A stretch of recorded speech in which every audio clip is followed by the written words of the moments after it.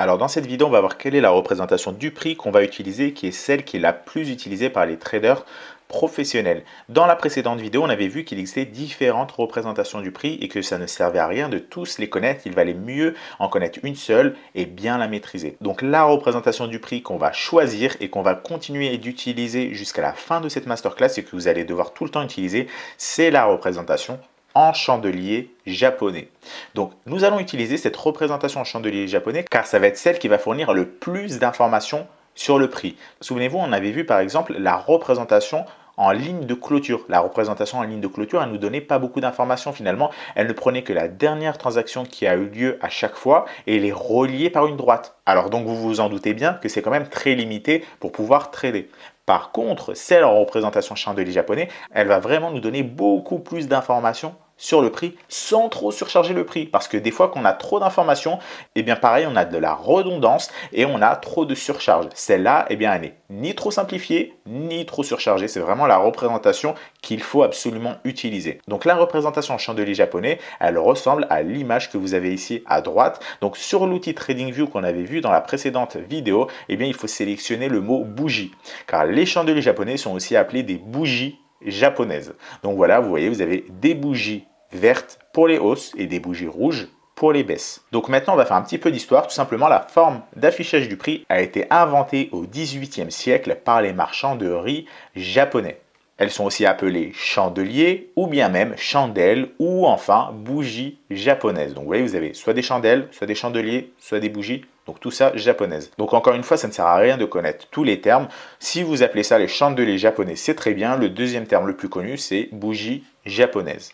Donc un chandelier, c'est quoi en fait? Un chandelier, eh bien, il est constitué d'un corps et de deux mèches. Vous voyez que sur l'image qui se trouve à droite, si on prend la première bougie, le premier chandelier, eh bien, vous voyez que vous avez un corps. Donc le corps de la bougie, c'est le fameux rectangle et vous avez des mèches. Donc là, sur la première bougie, vous n'avez pas deux mèches, vous n'en avez qu'une seule. Elle est en bas du corps. Vous voyez la petite mèche, le petit trait en dessous, c'est ce qu'on appelle une mèche.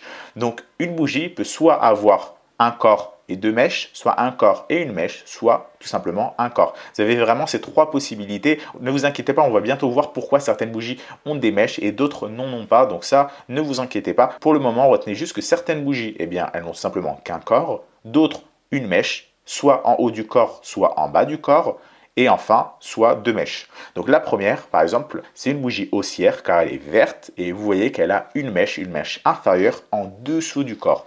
La deuxième bougie, eh bien, c'est une bougie cette fois-ci qui est baissière.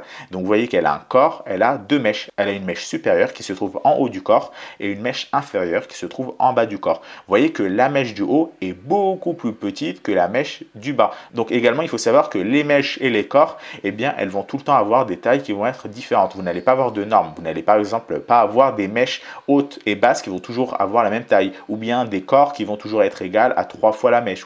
Ce genre de règle n'existe absolument pas. Vous allez vraiment avoir toutes les possibilités possibles en fait et imaginables. Vous allez par exemple avoir des fois des très longues mèches en bas, des petites en haut, des très longues en haut et en bas ou des très longues juste en haut, etc. Donc la troisième bougie, c'est une bougie baissière. Pourquoi? Parce qu'elle est rouge, elle a une très longue mèche en bas et une petite en haut. Donc vous voyez, elle ressemble un petit peu à la bougie qui est juste avant. La bougie juste après, c'est une bougie encore baissière, mais vous voyez que la mèche du bas est à peu près égale à la mèche du haut. Maintenant, on va partir sur la toute dernière bougie. Vous voyez que sur la toute dernière bougie, eh bien, celle-là, elle n'a même pas de mèche en bas. Elle a uniquement une mèche en haut. Donc, vous voyez, vous avez différents chandeliers japonais qui existent. Vous avez vraiment toutes les possibilités. Et ça, c'est ce qu'on va voir justement. Souvenez-vous, je vous en avais parlé dans l'introduction de ce module sur les figures gagnantes. Eh bien, les figures gagnantes, c'est quoi? C'est tout simplement de repérer parmi tous ces chandeliers japonais lesquels sont intéressants à trader et lesquels ne sont pas intéressants. Parmi ces bougies, eh bien, certaines vont montrer une indécision du prix. D'autres vont montrer une très forte tendance à venir, qu'elle soit haussière ou baissière. Donc ça, c'est ce qu'on va voir dans une prochaine étape. On va découvrir quelles sont les bougies à privilégier et celles à éviter. Et quand vous en aurez une à privilégier, eh bien, à quel moment entrer en position et à quel moment sortir de position. Donc ça, on va le voir bien plus tard. Pour le moment, on va surtout se contenter de comprendre comment fonctionnent les chandeliers japonais. Donc un chandelier égale un corps plus deux mèches.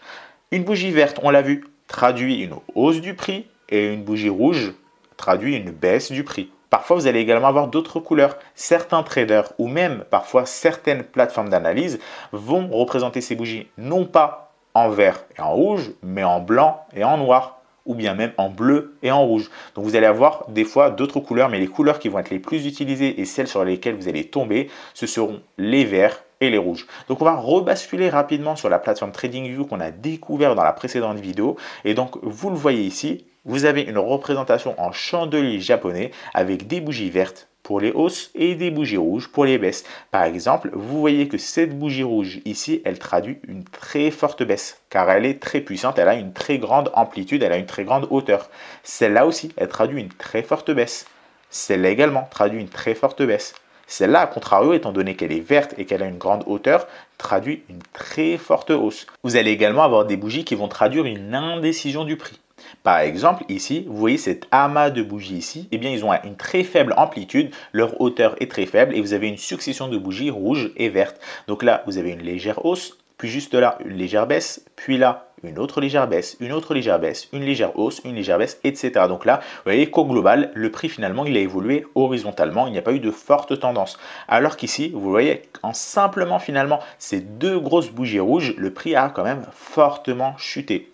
Alors, ça, c'est par rapport aux amplitudes. Plus l'amplitude est élevée, plus vous allez avoir un mouvement élevé. Mais des fois, vous allez également voir des bougies comme celle-ci avec une très forte mèche, mais un petit corps. Donc là, vous voyez, vous avez une très forte mèche, une très grande mèche supérieure et une très petite mèche inférieure. Et ça va traduire une indécision du prix. Le prix, en fait, il est monté que très légèrement à la hausse, mais ne vous inquiétez pas, dans quelques instants, on va essayer de comprendre comment sont dessinées ces bougies et je vais justement vous donner des exercices pour vous entraîner. Donc, on va rebasculer sur le cours et là, on va conclure en disant tout simplement que les chandeliers japonais sont le type d'affichage du prix le plus utilisé par les traders professionnels.